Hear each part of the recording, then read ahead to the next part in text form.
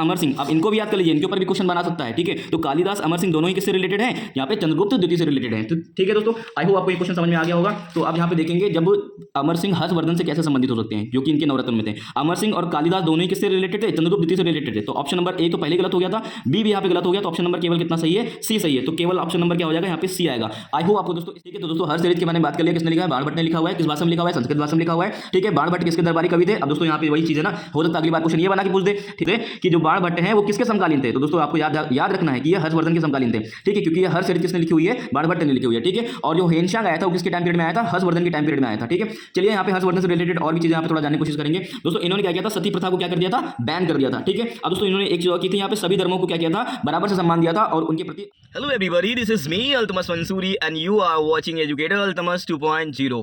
So future officers, I hope आप सभी बहुत अच्छे होंगे और आपकी तैयारी बहुत ही शानदार तरीके से चल रही है। आपने अक्सर सुना होगा कि प्रीवियस ईयर क्वेश्चंस आपके किसी भी पेपर के लिए एक आधार का काम करते हैं, एक बेस का काम करते हैं।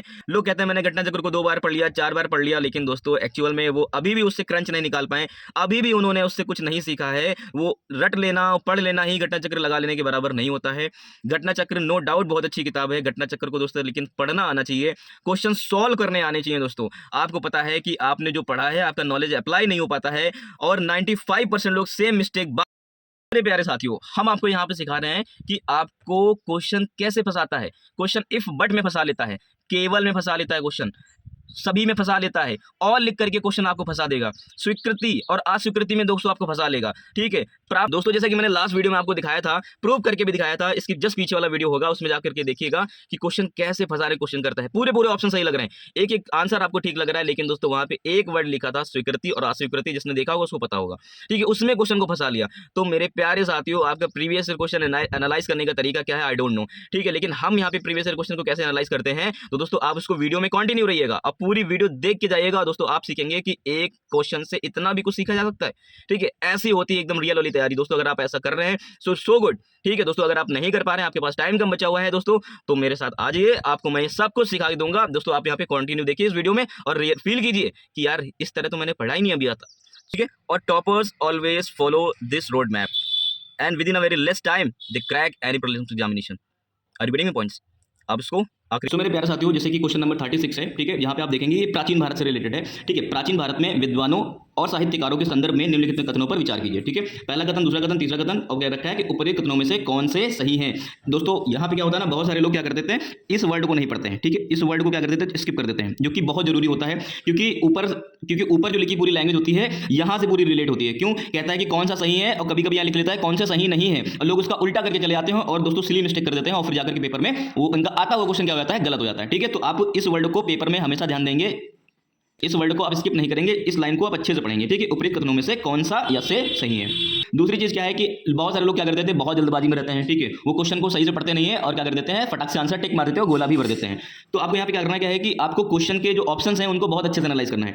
अब दिखा यहाँ के पाणिनि पुष्यमित्र संगु से क्या थे, संबंधित हैं। पहला चीज यहाँ पे क्या आ गई, पाणिनि, और दूसरी चीज यहाँ पे क्या दिख रही, पुष्यमित्र संगु, ठीक है। पहला पाणिनि और दूसरा क्या दिखा, पुष्यमित्र संगु। अब कह रखा ये इनसे रिलेटेड थे अथवा नहीं, ठीक है। फिर कह रखा अमर सिंह हर्षवर्धन से संबंधित हैं अथवा नहीं। फिर कह रखा है कि कालिदास चंद्रगुप्त द्वितीय से संबंधित हैं या फिर नहीं। तो आपको यहाँ पे क्या देखने को मिल रहा है दोस्तों, हो सकता है ये एक प्रीवियस ईयर क्वेश्चन है, हो सकता है कि दोस्तों इन्हीं ऑप्शन में से निकल करके अगली बार आपके लिए एक क्वेश्चन बन करके आ जाए। तो आपको यहाँ पे एनालाइज कैसे करना है कि आपके जो ये ऑप्शंस हैं, यहाँ पे हमने देखा पाणिनि के बारे में देख लिया, पुष्यमित्र संगु देखा, अमर सिंह के बारे में देखा, हर्षवर्धन के बारे में देखा, कालिदास के बारे में देखा, चंद्रगुप्त द्वितीय के बारे में देखा। तो इसका मतलब यहाँ पे हमें 6 फैक्ट तैयार होने चाहिए, 6 चीजों के बारे में हमें पता होने चाहिए। यहाँ पे आपको लगा कि एक क्वेश्चन पूछा, लेकिन यहाँ पे 6 चीजों को आपस में रिलेट करके पूछ लिया, ठीक है। तो चलिए इस टाइप के क्वेश्चन को आंसर कैसे करेंगे, इसके लिए पहले से हम थोड़ा सा फैक्ट जान लेते हैं, तब आते हैं इस क्वेश्चन के बारे में, ठीक है। फिर वही दोस्तों, जैसे कि मैंने आपको बताया, ठीक है, we have 6 thing to discuss here, ठीक है। हम लोग यहाँ पे कितनी चीजें कर रहे हैं, 6 चीजें यहाँ पे डिस्कस कर रहे हैं, पाणिनि, पुष्यमित्र संगु, अमर सिंह, हर्षवर्धन, कालिदास और चंद्रगुप्त द्वितीय, ठीक है। इनके बारे में यहाँ पे अच्छे से यहाँ पे ध्यान देने वाले हैं, ठीक है। सो मेरे प्यारे साथियों, ठीक है, देखेंगे यहाँ पे पाणिनि, ठीक है, पाणिनि पुष्यमित्र संगु से संबंधित नहीं है। क्या पाणिनि पुष्यमित्र संगु से संबंधित नहीं है, ऑप्शन नंबर ए का मैं डिस्कस कर रहा हूँ। क्यों? क्योंकि ये नंद वंश से संबंधित है। किससे संबंधित है? नंद वंश से संबंधित है। उस टाइम के जो राजा थे महानंद के समकालीन थे। किसके समकालीन थे? महानंद के समकालीन थे। दोस्तों आपको ये फैक्ट रट लेना चाहिए कि पाणिनि पुष्यमित्र संगु से रिलेटेड रिलेटेड नहीं थे। पाणिनि किससे रिलेटेड है? नंद वंश से संबंधित है, और नंद वंश का उस टाइम का शासक कौन था? महानंद था, जो कि उनके समकालीन थे। तो दोस्तों ऑप्शन नंबर ए क्या हो जाता है? बिल्कुल गलत हो जाता है। क्या हो जाता है? ऑप्शन नंबर 1 क्या हो गया? बिल्कुल गलत हो गया। ठीक है, अब यहाँ पे देखेंगे ऑप्शन नंबर अगर 1 गलत हो गया तो दोस्तों ऑप्शन नंबर 1 यहाँ पे भी दिख रहा है, यहाँ पे भी दिख रहा है, तो ये दो ऑप्शन क्या हो जाए? फटाक से खत्म हो गए। अब बात यहाँ पे बच रही है ऑप्शन नंबर बी की और सी की। ठीक है, तो थोड़ा सा हम यहाँ पे अब किसका नाम आ गया है? ठीक है, पुष्यमित्र संघु का नाम आ गया है, तो हम थोड़ा यहाँ से पुष्यमित्र संघु से रिलेटेड कुछ फैक्ट जानने की कोशिश जरूर करेंगे। सो मेरे प्यारे साथियों, यहाँ पे मैंने पुष्यमित्र संघु से रिलेटेड कुछ फैक्ट लिख रखे हैं। दोस्तों शुंग राजवंश के एक राजा था, ये क्या था? शुंग राजवंश का एक राजा था। ठीक है, शुंग साम्राज्य की क्या? शुंग साम्राज्य के संस्थापक, शुंग साम्राज्य के संस्थापक भी दोस्तों हैं, और इसका एक प्रथम राजा है। क्या है? प्रथम राजा है दोस्तों पुष्यमित्र संघु। इसके पहले मौर्य डायनेस्टी में दोस्तों सेनापति हुआ करता था। क्या हुआ करता था? सेनापति हुआ करता था। पुष्यमित्र संघु ने दोस्तों ब्रह्मदत्त, क्या? ब्रह्मदत्त का वध करके, ठीक है, जो कि मौर्य वंश का राजा था, ठीक है, उसका वध करके स्वयं को राजा घोषित कर लिया। क्या कर लिया? स्वयं को राजा घोषित कर लिया। और दोस्तों इसने जो कैपिटल बनाई वो किसको बनाई थी? विदिशा को कैपिटल बनाई थी। अब दोस्तों एक फैक्ट और यहाँ पे जानेंगे, इंडो यूनान शासक, ठीक है, किस इंडो यूनान शासक को पुष्यमित्र संघु ने क्या किया था? पराजित किया था। उनका नाम था मिनांडर। क्या नाम था? मिनांडर। क्या नाम था दोस्तों? मिनांडर को पराजित किया था किसने? पुष्यमित्र संघु ने किया था। ठीक है, अच्छा थोड़ी चीज और जानेंगे। ठीक है, 2 बार दोस्तों इसने क्या किया है? अश्वमेध यज्ञ किया है। ठीक है, और उसको करवाया किसने था? पतंजलि ने करवाया था। ठीक है, तो दोस्तों अब यहाँ पे एक चीज आपको समझ में आ रही है कि पतंजलि को आप किससे रिलेट कर दो? पुष्यमित्र संघु से रिलेट कर दो। किससे रिलेट कर दो? ये इनके समकालीन हो सकते हैं दोस्तों। ठीक है, अब दोस्तों यहाँ पे देखेंगे शुंग राज्य के शिलालेख पंजाब के दोस्तों जालंधर में मिले हैं। कहाँ मिले हैं? पंजाब के जालंधर में मिले हैं। ठीक है, अब दोस्तों कौन सा इन्होंने स्तूप बनाया था? तो भरहूत स्तूप बनाया था। क्या बनाया था? भरहूत स्तूप का निर्माण कराया था। ठीक है, तो आपको इतने पॉइंट यहाँ पे पता होने चाहिए। अब दोस्तों यहाँ पे देखेंगे कि शुंग वंश का जो अंतिम शासक था वो कौन था? देवभूति था। कौन था? देवभूति था। दोस्तों वासुदेव ने क्या किया था? देवभूति को दोस्तों मार दिया था। ठीक है, देवभूति को मार दिया था। उसके बाद कौन से वंश की स्थापना हुई? शुंग वंश के बाद कौन सा वंश आ जाता है? कनौ वंश आ जाता है। कौन सा वंश आ जाता है? कनौ वंश आ जाता है। आपको ये फैक्ट पता होनी चाहिए। कनौ वंश का अंतिम शासक सुशर्मा रहा है। कौन रहा है? सुशर्मा रहा है। ठीक है, शुंग वंश 112 ईस्वी तक दोस्तों क्या करता है? मध्य और पूर्वी भारत में क्या करता है दोस्तों? शासन करता है। कहां करता है? मध्य और पूर्वी भारत में क्या करता है? शासन करता है। पुष्यमित्र संघु के पुत्र, ठीक है, पुष्यमित्र संघु का एक पुत्र था जिसका नाम था अग्निमित्र। ठीक है, इसने विदर्भ के शासक यज्ञसेन को दोस्तों क्या किया था? पराजित किया था। दोस्तों ये क्वेश्चन प्रीवियस के प्री में पूछा जा चुका है। आपको ये फैक्ट तैयार हो जाना चाहिए। ठीक है, अब दोस्तों यहाँ पे देखेंगे थोड़ी चीजें और। अब ऑप्शन यहाँ पे पाणिनि आया था। क्या आया था? पाणिनि आया था। ठीक है, तो थोड़ा पाणिनि के बारे में जान लेते हैं। फैक्ट आया है पाणिनि के बारे में। तो दोस्तों इनको क्या बोलते हैं? आधुनिक संस्कृत का जनक कहा जाता है। किसका क्या कहा जाता है? आधुनिक संस्कृत का जनक कहा जाता है। ठीक है, ये फैक्ट आपको यहाँ पे तैयार होना चाहिए। ठीक है, अब दोस्तों अष्टाध्यायी, क्या अष्टाध्यायी के ये रचना किए हुए हैं। ठीक है, अब दोस्तों इन्होंने लिंगानुशासन, क्या लिंगानुशासन, और दोस्तों यहाँ पे इन्होंने लिंगानुशासन और जाम्बुवती वजियम करके यहाँ पे क्या किए हैं? 2 अन्य ग्रंथ लिखे हुए हैं। किसने लिखा है? पाणिनि ने लिखा है। ठीक है, तो अष्टाध्यायी किसका है? पाणिनि का है। ठीक है, ये किससे, कौन सी भाषा से रिलेटेड है? संस्कृत भाषा से रिलेटेड है दोस्तों। लिंगानुशासन और जाम्बुवती वजियम करके 2 अन्य ग्रंथ भी इन्होंने लिखे हुए हैं। तो दोस्तों पाणिनि के बारे में आपको यहाँ पे फैक्ट जानने को मिल गया। ठीक है, और मैंने पाणिनि के बारे में क्या बताया था दोस्तों? किसके शासन में थे? नंद वंश से संबंधित थे। और दोस्तों महानंद के क्या थे? ये समकालीन थे। आपको ये बात पता होना चाहिए दोस्तों। पुष्यमित्र संघु के समकालीन कौन थे? पतंजलि दोस्तों, क्योंकि अश्वमेध यज्ञ किसने करवाया था? पतंजलि ने करवाया था। किसने करवाया था? पतंजलि ने करवाया था। ठीक है, आई होप आपको यहाँ पे 2 फैक्ट के बारे में पता चल गया है। क्या चीज? आपको 2 फैक्ट के बारे में पता चल गया है। तो दोस्तों अब यहाँ पे हम लोग किसके बारे में बात कर लेते हैं? अमर सिंह के बारे में बात कर लेते हैं। उसके बाद हर्षवर्धन के बारे में बात कर लेंगे। ठीक है, सो मेरे प्यारे साथियों, ठीक है, यहाँ पे पहले हम हर्षवर्धन के बारे में बात कर रहे हैं। किसके बारे में बात कर रहे हैं? यहाँ पे हर्षवर्धन के बारे में बात कर रहे हैं। तो दोस्तों यहाँ पे एक फैक्ट जानने की जरूरत है कि ये पुष्यभूति वंश के क्या थे दोस्तों? सबसे प्रसिद्ध राजा थे दोस्तों। इनका जो टाइम पीरियड रहा है वो 606 से लेकर के 647 तक की रहा है दोस्तों। इन्होंने कैपिटल किसको बनाया था? कन्नौज को बनाया था। इनका जो शासन रहा है दोस्तों, ठीक है दोस्तों, ये नॉर्थ रीजन में भी रहा है और दोस्तों यहाँ पे नॉर्थ वेस्ट रीजन में भी रहा है, इस क्षेत्र में भी रहा है दोस्तों। और यहाँ पे नर्मदा के क्षेत्र तक की रहा है। दक्षिण में कहाँ तक की? नर्मदा के क्षेत्र तक की रहा है दोस्तों। अगर क्वेश्चन डिटेल में पूछेगा तो हो सकता है इस टाइप से भी पूछ ले कि हर्षवर्धन का शासन किसके टाइम कहाँ तक की रहा है। ठीक है, तो आपको ये चीज जाननी चाहिए। फिर मेरे प्यारे साथियों यहाँ पे एक चीज और ध्यान देंगे, हर्षचरित, ठीक है, जो कि बाण भट्ट के द्वारा लिखा गया है। क्या? तो बाण भट्ट के द्वारा लिखा गया है। इस हर्षचरित में है कि दोस्तों यहाँ पे इनके हर्षवर्धन के जीवन और इनके कार्यों का दोस्तों क्या किया गया है? उल्लेख किया गया है। ठीक है, और दोस्तों जो बाण भट्ट थे ये इनके क्या थे? दरबारी कवि थे, जो कि संस्कृत भाषा में लिखते थे। किसमें लिखते थे? संस्कृत भाषा की क्या थे दोस्तों? ये पोषक थे। आप यहाँ पे ध्यान देंगे इस चीज को। ठीक है, फिर हर्षवर्धन से रिलेटेड दोस्तों इनके नाटक हैं। ठीक है, कौन सा है? नागनंद, रत्नावली और प्रियदर्शिका दोस्तों पूछे जा चुके हैं क्वेश्चन। ये सेक्शन बहुत ज्यादा इंपॉर्टेंट है, आपको इसको इग्नोर नहीं करना है। ठीक है, फिर दोस्तों यहाँ पे क्वेश्चन ये भी पूछा जा चुका है कि हर्षवर्धन के शासनकाल में, ठीक है, भारत का दौरा किसने किया था? हेन शांग ने किया था। किसने किया था? हेन शांग ने किया था दोस्तों। इसने किताब लिखी हुई है CU की। क्या लिखी हुई है? CU की। आपको इसको भी ध्यान करके जाना है। ठीक है, तो दोस्तों हर्षचरित के बारे में बात कर लिया। किसने लिखा है? बाण भट्ट ने लिखा हुआ है। किस भाषा में लिखा हुआ है? संस्कृत भाषा में लिखा हुआ है। ठीक है, बाण भट्ट किसके दरबारी कवि थे? अब दोस्तों यहाँ पे वही चीज है ना, हो सकता है अगली बार क्वेश्चन ये बना के पूछ दे कि जो बाण भट्ट है वो किसके समकालीन थे? तो दोस्तों आपको याद रखना है कि ये हर्षवर्धन के समकालीन थे। ठीक है, क्योंकि ये हर्षचरित किसने लिखी हुई है? बाण भट्ट ने लिखी हुई है। ठीक है, और जो हेन शांग आया था वो किसके टाइम पीरियड में आया था? हर्षवर्धन के टाइम पीरियड में आया था। ठीक है, चलिए यहाँ पे हर्षवर्धन से रिलेटेड और भी चीजें यहाँ पे थोड़ा जानने की कोशिश करेंगे दोस्तों। इन्होंने क्या किया था? सती प्रथा को क्या कर दिया था? बैन कर दिया था। ठीक है, अब दोस्तों इन्होंने एक चीज और की थी, यहाँ पे सभी धर्मों को क्या किया था? बराबर से सम्मान दिया था और उनके प्रति आदर भावना रखी थी। ठीक है, रिस्पेक्टफुल नजर से देखते थे। और दोस्तों यहाँ पे क्या है? नालंदा यूनिवर्सिटी को दोस्तों इन्होंने क्या किया था? सपोर्ट भी किया था। ठीक है, नालंदा यूनिवर्सिटी को क्या किया था? इन्होंने सपोर्ट किया था। ठीक है, दोस्तों यहाँ पे एक चीज और देखेंगे, यहाँ पे 5 साल में दोस्तों क्या करते थे, मोक्ष नायक, क्या मोक्ष नायक करके एक महान सभा क्या करते थे, आयोजित करते थे। ठीक है, क्वेश्चन हो सकता है पूछ ले कि मोक्ष नायक करके 5 साल में आयोजित होने वाली जो सभा होती थी उसको संचालन या फिर उसका गठन कौन करता था, तो यहाँ पे हर्षवर्धन से रिलेटेड है। ठीक है, फिर दोस्तों यहाँ पे देखते थे हर्षवर्धन क्या करता था, ठीक है, वैश्विक विद्वानों को, ठीक है, जो विश्व भर के जो विद्वान हैं, ठीक है, उनको बुला करके एक साथ वार्षिक सभा का आयोजन करते थे। क्या करते थे, इसका मतलब क्या है कि वो बहुत ज्यादा, इसका मतलब ये है कि बहुत ज्यादा उनकी डायनामिक पर्सनालिटी थी और वो उस टाइम भी इतना ज्यादा दूरगामी सोच रखते थे। ठीक है, अब दोस्तों यहाँ पे देखेंगे कि गंगा के तट पे उन्होंने क्या बनवाया है, स्तूप बनवाया है। ठीक है, और दोस्तों यहाँ पे और देखेंगे पशु वध पर इन्होंने क्या लगाया है, प्रतिबंध लगाया था। ठीक है, और फिर दोस्तों उसके बाद देखेंगे प्रियदर्शनी, रत्नावली, नागनंद, दोस्तों इनके नाटक थे दोस्तों, अभी जैसे कि मैंने यहाँ पे आपको बताया, फिर से वहाँ पे रिपीट किया हुआ है, आप उसको यहाँ पे अच्छे से तैयार कर लीजिए। तो मेरे प्यारे साथियों, हर्षवर्धन से रिलेटेड जितने भी फैक्ट इंपॉर्टेंट हो सकते थे वो यहाँ पे डिस्कस कर दिए गए हैं। तो चलिए और भी चीजों के बारे में थोड़ा सा जान लेते हैं। फिर मेरे प्यारे साथियों, अभी तक हमने देखा पाणिनि के बारे में देख लिया, पुष्यमित्र शंकु के बारे में देख लिया, ठीक है, हर्षवर्धन के बारे में देख लिया। अब दोस्तों यहाँ पे हम लोग जानेंगे अमर सिंह के बारे में, जानेंगे कालिदास के बारे में जानेंगे और चंद्रगुप्त द्वितीय के बारे में जानेंगे। ठीक है, तो इसके पहले आप यहाँ पे थोड़ा सा ऑप्शन चेक करेंगे। ठीक है, सो मेरे प्यारे साथियों, एक चीज पे आप नोटिस करेंगे कि जो कालिदास थे दोस्तों वो क्या थे, चंद्रगुप्त द्वितीय से क्या थे, एसोसिएट थे। ठीक है, चंद्रगुप्त द्वितीय से क्या थे, ये एसोसिएट थे। तो ऑप्शन नंबर 3 बिल्कुल क्या है, करेक्ट है। अब इसके बारे में थोड़ा सा डिटेलिंग करते हैं। ठीक है, अब फिर दोस्तों यहाँ पे देखेंगे अमर सिंह के बारे में। ठीक है, तो अमर सिंह क्या थे, ठीक है, अमर सिंह संस्कृत के कोशाकार थे और दोस्तों ये कवि थे। ठीक है, और दोस्तों ये क्या थे, चंद्रगुप्त द्वितीय से एसोसिएट हैं। ठीक है, किससे जुड़े हुए हैं, चंद्रगुप्त द्वितीय से जुड़े हुए हैं। उनके 9 रत्नों में से क्या थे, ये एक थे। क्या थे, एक थे। ठीक है, अमर कोश नामक कोश की रचना की है किसने, अमर सिंह ने। अमर कोश की रचना किसने की है, अमर सिंह ने की। आपको ये फैक्ट नहीं भूलना है। तो दोस्तों अमर सिंह अगर बात आएगी तो आप किससे जोड़ेंगे, इनको चंद्रगुप्त द्वितीय के साथ जोड़ेंगे। और दोस्तों ऑप्शन में इसने किसके साथ जोड़ दिया है, अमर सिंह को हर्षवर्धन के साथ जोड़ दिया है, जबकि हर्षवर्धन का संबंध किससे है, बाणभट्ट से है। किससे है, बाणभट्ट क्या थे, उनके वो दरबारी कवि थे, जैसे कि मैंने आपको पहले बताया। ठीक है, अब दोस्तों यहाँ पे देखेंगे कालिदास के बारे में। ठीक है, तो कालिदास भी किसके समकालीन थे, जरा देखिएगा, कालिदास भी किसके टाइम पीरियड में थे, चंद्रगुप्त द्वितीय के बारे में थे। ठीक है, चंद्रगुप्त द्वितीय के टाइम पीरियड से जुड़े हुए हैं दोस्तों। ठीक है, अब इन्होंने क्या लिखा हुआ है दोस्तों, इनकी और भी रचनाएं हैं। ठीक है, जैसे कि इनको देखना चाहिए, अभिज्ञान शकुंतला, रघुवंशम, ठीक है, ऋतु संहार और मेघदूत। दोस्तों ये पूछे जा चुके हैं। ठीक है, और ये पूछे जा सकते हैं दोस्तों, आपके वन लाइनर की फैक्ट में नहीं पूछेगा तो इसको मिलान करने के लिए पूछ लेगा। ठीक है, तो आपको ये चीजें पता होनी चाहिए कि अभिज्ञान शकुंतला किसका है, रघुवंशम किसका है, ऋतु संहार किसका है, मेघदूत किसका है। ठीक है, तो आपको भूलना नहीं है सारे फैक्ट। ठीक है, तो आपको यहाँ पे कालिदास के बारे में पता चल गया। ठीक है, अमर सिंह के बारे में पता चल गया दोस्तों। अब यहाँ पे बचा कौन, चंद्रगुप्त द्वितीय के बारे में थोड़ा सा जानने की कोशिश करेंगे ताकि ये पूरा क्वेश्चन पूरी तरीके से तैयार हो जाए। प्यारे साथियों, यहाँ पे देखेंगे चंद्रगुप्त द्वितीय का जो टाइम पीरियड रहा है 380 से लेकर के 412 तक की रहा है। ठीक है, चंद्रगुप्त द्वितीय समुद्रगुप्त एवं दंत देवी के क्या थे, ये पुत्र थे। ठीक है, उसके शासन काल में गुप्त साम्राज्य अपने उत्कर्ष पर पहुंचा। ये बात पूछ सकता है कि ये क्वेश्चन दोस्तों पूछ सकता है कि जो गुप्त साम्राज्य है अपने उत्कर्ष पर कब पहुंचता है, तो दोस्तों चंद्रगुप्त द्वितीय के टाइम पीरियड में पहुंचता है, क्योंकि इनके कुछ काम ऐसे थे। ठीक है, इससे रांची के अभिलेख में देवराज और प्रवर सेन के अभिलेख में देवगुप्त कहा गया है। ठीक है, तो आप ये भूलेंगे नहीं, सांची के अभिलेख में से क्या बोला गया है, देवराज बोला गया है, और प्रवर सेन में क्या बोला गया है, उसको देवगुप्त कहा गया। क्या कहा गया है, देवगुप्त कहा गया है। ठीक है, महरौली पिलर, ठीक है, महरौली स्तंभ लेख में राजा चंद्र का वर्णन जो है वो इसकी पहचान चंद्रगुप्त द्वितीय के साथ की जाती है। किसके साथ की जाती है, चंद्रगुप्त द्वितीय के साथ की जाती है। ठीक है, उसने वैवाहिक संबंध तथा विजय दोनों के सहारे से साम्राज्य की सीमाओं को क्या किया, विस्तार किया है। आप दोस्तों यहाँ पे प्राचीन भारत में देखेंगे, ठीक है, आप दोस्तों प्राचीन भारत में एक चीज नोटिस करेंगे कि वैवाहिक संबंध के माध्यम से लोग बहुत ज्यादा अपने राज्य का विस्तार करते थे।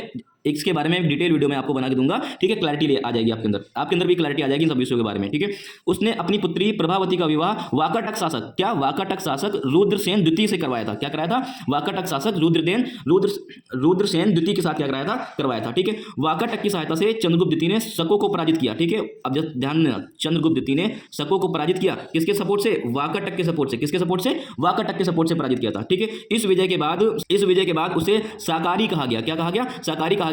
उसने विक्रमादित्य की उपाधि भी धारण कर ली। ठीक है, क्वेश्चन पूछ सकता है कि चंद्रगुप्त द्वितीय ने विक्रमादित्य की उपाधि कब धारण की थी, तो दोस्तों शकों को पराजित करने के बाद उसने विक्रमादित्य की उपाधि भी धारण कर ली थी। ठीक है, अब यहाँ पे कुछ फैक्ट और लिखे हुए हैं। ठीक है, चंद्रगुप्त द्वितीय ने उदयगिरी अभिलेख में, कहाँ पे, उदयगिरी अभिलेख में, चंद्रगुप्त द्वितीय के उदयगिरी अभिलेख के अनुसार, ठीक है, उसका उद्देश्य संपूर्ण पृथ्वी जीतना था। क्या था, संपूर्ण पृथ्वी जीतना था। इस चीज को आप ध्यान देंगे। ठीक है, उसकी राजधानी पाटलिपुत्र थी। क्या थी दोस्तों, पाटलिपुत्र थी। ठीक है, उसने दूसरी राजधानी उज्जैन को बनाया। किसको बनाया, उज्जैन को बनाया।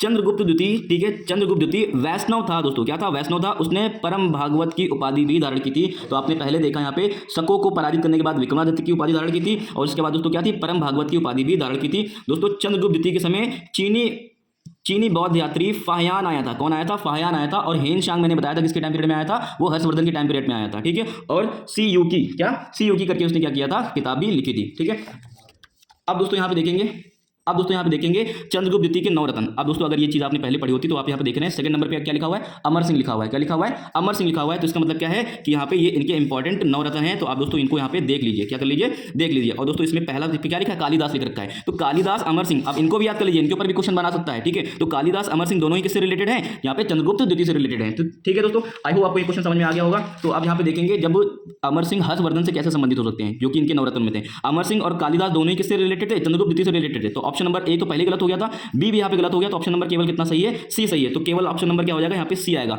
आई होप आपको दोस्तों इस तरह से क्लैरिटी आई होगी सब्जेक्ट के बारे में और आपको पढ़ने में अच्छा लगा होगा और बहुत कम समय में आपने बहुत सारे फैक्ट यहाँ पे जान लिए हैं। तो दोस्तों इस तरीके से आपको अपनी पढ़ाई सो मेरे प्यारे साथियों, कम समय में अगर आपको सिलेक्शन लेना है, कट ऑफ क्लियर करनी है, तो इस तरह से आपको पढ़ाई करनी पड़ेगी। और दोस्तों आपको कम टाइम में ज्यादा तैयारी इसी तरीके से हो सकती है, इसका कोई मैच नहीं है। सो मेरे प्यारे साथियों, जैसे कि आपने देखा कि हमने यहाँ पे क्वेश्चन के माध्यम से, किसके माध्यम से, क्वेश्चन के माध्यम से यहाँ पे पूरी चीजें यहाँ पे क्या करनी है, ठीक है, सिलेबस को यहाँ पे खत्म करने की कोशिश कर रहे हैं। ठीक है, एक एक फैक्ट को यहाँ पे डिस्कस कर लेंगे। दोस्तों हमें पता है कि जो टॉपर्स लोग होते हैं, ठीक है, जो टॉपर्स लोग होते हैं वो हमेशा क्या करते हैं, इसी तरह पीवाई को क्या करते हैं दोस्तों, एनालिसिस करते हैं और इनकी डिटेलिंग कर लेते हैं और दोस्तों वही एग्जाम में करके आ जाते हैं और दोस्तों उनकी कट ऑफ हमेशा क्या हो जाती है, क्लियर हो जाती है। ठीक है दोस्तों, हम यहाँ पे कर क्या रहे हैं, दोस्तों हम यहाँ पे कर ये चीज़ रहे हैं कि आपकी डिटेलिंग कर रहे हैं। डिटेलिंग का मतलब क्या है कि आपको पढ़ने का तरीका सच में अभी तक नहीं पता है। ठीक है, आप, मुझे नहीं पता कि कैसे पढ़ रहे हैं, ठीक है, आप किस टाइप से तैयारी कर रहे हैं, तो लेकिन आपको यहाँ पे इस तरह से तैयारी करने की आवश्यकता है। लेकिन दोस्तों आपको यहाँ पे इस तरीके से तैयारी करने की आवश्यकता है अगर आपको सच में सिलेक्शन चाहिए। बाकी भाई पढ़ तो सभी लोग रहे हैं, सभी के पास सारी बुकें हैं, ठीक है, घटना चक्र है, लूसेंट है, सबके पास सब कुछ है। लेकिन यहाँ पे कुछ ही लोग का सिलेक्शन हो रहा है। तो दोस्तों यहाँ पे इस वजह से हो रहा है क्योंकि दोस्तों यहाँ पे क्वेश्चन करना एक अलग चीज़ है और नॉलेज होना क्या है, एक अलग चीज़ है। ठीक है, तो दोस्तों दोनों के बीच में तालमेल कैसे बिठाते हैं दोस्तों, हम यहाँ पे आपको दिखा रहे हैं, आपको बता रहे हैं कि यहाँ पे क्वेश्चन कैसे करते हैं। ठीक है दोस्तों, हम लोग यहाँ पे क्या कर रहे हैं, इसी तरह जैसे कि आज मैंने यहाँ पे क्या किया है, भक्ति आंदोलन के बारे में बात की, किसके बारे में बात की, भक्ति मूवमेंट्स के बारे में बात की। तो दोस्तों हम लोगों ने क्या कर रहे हैं, इन्हीं तरह क्वेश्चन को लेकर के, ठीक है, अब जैसे यहाँ पे क्या है, इसी तरह क्वेश्चन को लेकर के यहाँ पे क्या कर रहे हैं, पूरा सिलेबस खत्म कर देंगे। क्या कर देंगे, पूरा सिलेबस खत्म कर देंगे मार्च तक की। कब तक कर देंगे दोस्तों, मार्च तक की कर देंगे। दोस्तों जिसको भी इस टाइप की वीडियोस चाहिए दोस्तों, हमारा एक पेड ग्रुप है जिसकी फीस दोस्तों मंथली कितनी है, 150 रुपये है। दोस्तों हमें पता है कि हमारे एग्जाम में ऑलमोस्ट 3 महीने बच्चे हुए हैं। तो दोस्तों हम यहाँ पे वन टाइम पेमेंट ले रहे हैं आपसे, क्या ले रहे हैं, 500 रुपये ले रहे हैं। ठीक है, दूसरी चीज़ आपको यहाँ पे क्या है, इस टाइप से सारे क्वेश्चन के माध्यम से पूरा सिलेबस खत्म किया जाएगा, जिसमें दोस्तों यहाँ पे ज्योग्राफी के ऊपर, ठीक है, और हिस्ट्री के ऊपर, ठीक है, और यहाँ पे साइंस के ऊपर और पॉलिटी के ऊपर और दोस्तों करंट अफेयर के ऊपर विशेष ध्यान दिया जा रहा है। क्या दिया जा रहा है, विशेष ध्यान दिया जा रहा है। और साथ ही साथ क्या दोस्तों आपके पास, हमें पता है कि सभी प्रकार की घटना चक्र हैं। ठीक है,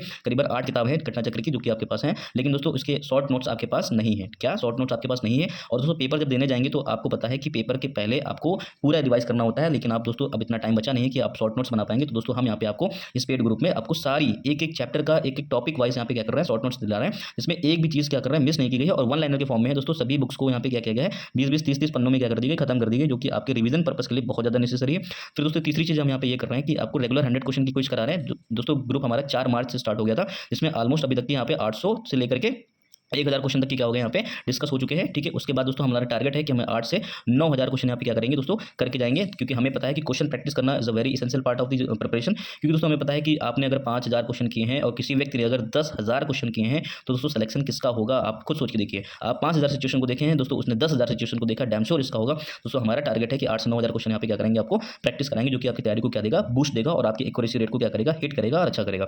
फिर दोस्तों यहाँ पे एक चीज़ और आ जाती है चैलेंजिंग है, जो कि करंट अफेयर है। करंट अफेयर दोस्तों लोगों को पता नहीं रहता है कि कहाँ से कितना पढ़ना है। दोस्तों इस ग्रुप में हम यहाँ पे क्या कर रहे हैं, आपको करंट अफेयर का भी एक स्ट्रेटेजिक वीडियो दे रहे हैं कि जो ऑथेंटिक है, आपको इतना ही पढ़ना है। आपको इस पे वीडियो के माध्यम से साथ साथ में क्या कर रहे हैं, आपको सारी पीडीएफ भी दे रहे हैं। ठीक है, और दोस्तों जितना भी यहाँ पे रिकॉर्डेड लेक्चर आता है उसके तुरंत बाद क्या हो जाती है, सारी पीडीएफ आ जाती है दोस्तों। उसके बाद क्या होता है, क्विज हो जाता है। तो दोस्तों यहाँ पे तैयारी को बूस्ट कैसे मिलेगा कि पहले वीडियो के माध्यम से आप कॉन्सेप्ट को समझेंगे कम टाइम में, फिर उसको कॉन्सेप्ट को समझेंगे कम टाइम में और उसके बाद वीडियो के माध्यम से कॉन्सेप्ट को समझेंगे और उसके बाद जाकर के दोस्तों पीडीएफ से क्या करेंगे, आप रिवाइज करेंगे और दोस्तों क्विज के माध्यम से क्या करेंगे, आप अपनी एक्यूरेसी को चेक करेंगे कि जो आपने वीडियो में देखा और पीडीएफ में जो रिवाइज किया, क्या वो क्विज के माध्यम से क्या हो रहा है, परफेक्ट हो रहा है कि नहीं हो रहा है। दोस्तों ये हमारी स्ट्रैटेजी है। इसके दोस्तों हमें दोस्तों करीबन 10 दिनों में ऑलमोस्ट 200 लोगों ने क्या कर लिया है, इसको ज्वाइन कर लिया है। दोस्तों दिस इज वेरी इफेक्टिव, क्योंकि दोस्तों हमें पता है कि घटना चक्र की एक जो किताब आती है वो कितने की आती है, हिस्ट्री की 590 रुपये की आती है। केवल एक किताब आपको मिल रही है और यहाँ पर दोस्तों हम लोग आपको 500 रुपये में इतनी सारी चीज़ें करके दे रहे हैं, जो कि आपके पेपर को क्रैक करने में एक बहुत ही ज़्यादा महत्वपूर्ण भूमिका निभाएगा। आशा करता हूं आपको मेरी सारी बातें समझ में आ रही होंगी। तो दोस्तों जिसने भी, जो भी लोग एक्साइटेड है, जिनकी तैयारी कमजोर है, जिसने अभी तक कुछ नहीं पढ़ा है, वर्किंग है, ठीक है, हाउस वाइफ है, कुछ भी है, ठीक है दोस्तों, हम यहाँ पे आपके सिलेबस को मार्च के लास्ट तक की खींचने की पूरी कोशिश कर रहे हैं, पूरी कोशिश कर रहे हैं। फिर दोस्तों अप्रैल और मई और जून, ठीक है, अप्रैल मई और दोस्तों अप्रैल मई दोस्तों हम लोग क्या करेंगे, यहाँ पे पेपर का रिवीजन करेंगे। अप्रैल और मई में दोस्तों हम लोग क्या करेंगे, सिर्फ रिवीजन करेंगे और दोस्तों प्रैक्टिस करेंगे, रिवीजन प्रैक्टिस। दोस्तों हमें पता है कि revision is the key of the success. ठीक है, तो दोस्तों यहाँ पे हमारी ये सारी चीजें चल रही है, ये सारा इनिशिएटिव जो कि आपको सिर्फ 500 रुपये मिल रहा है। ठीक है, आशा करता हूँ आपको सारी बातें मेरी समझ में आई हैं। ठीक है, तो आप दोस्तों इस ग्रुप का पार्ट बने और दोस्तों अपनी तैयारी को और ज़्यादा इनहेंस करें। ये मैं आपको गारंटी दे रहा हूँ कि जो चीज़ें मैं दूंगा वो ऑथेंटिक होंगी, रेलेवेंट होगी, जैसे आपने वीडियो में देखा है। ठीक है दोस्तों, जल्दी मिलते हैं आपको नेक्स्ट वीडियो में। Thank you so much for watching this video.